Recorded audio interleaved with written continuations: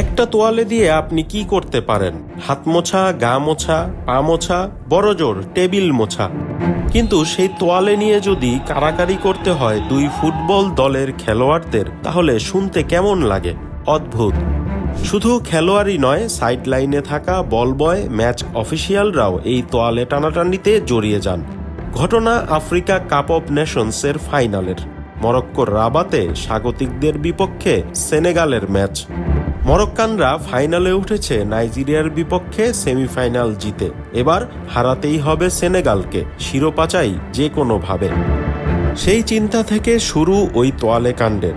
সেনেগালের গোলরক্ষক এদুয়ার্দো মেন্ডির ওই তোয়ালে বারবার গোলপোস্টের পেছন থেকে হারিয়ে যাচ্ছিল।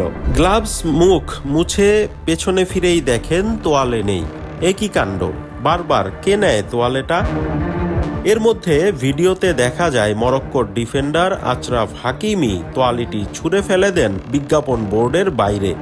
তবে সেনেগাল ডিফেন্ডার মালিক দিওয়ের চোখে বিষয়টি দ্রুতই ধরা পড়ে। তোয়ালিটি দৌড়ে গিয়ে তুলে তার সঠিক জায়গায় ফিরিয়ে রাখেন।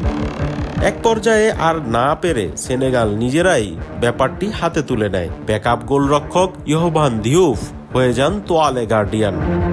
কিন্তু কাণ্ডের সেখানেই শেষ হয়নি।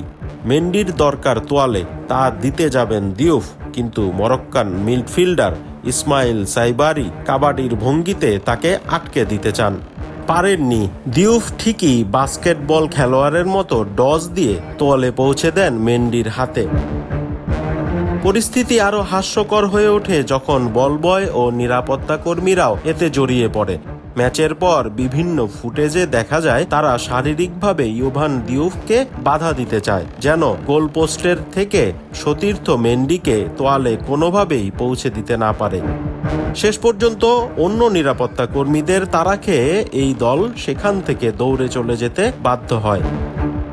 এই সব কিছুর পেছনে একটাই কারণ, বৃষ্টি ভেজা রাতে মেন্ডির পানিতে পিছলে যাওয়া গ্লাভস শুকাতে দেওয়া যাবে না, তাতে মেন্ডি বল ধরতে পারবেন না। তাই তোয়ালে আটকানো, ছিনিয়ে নিয়ে যাওয়া। শেষ পর্যন্ত মরক্কানরা সফল হতে পারেনি। ব্রাহিম দিয়াজ তো পেনাল্টিতে ভুল করে বল সহজভাবে তুলে দেন মেন্ডির ওই ভেজা গ্লাভসেই।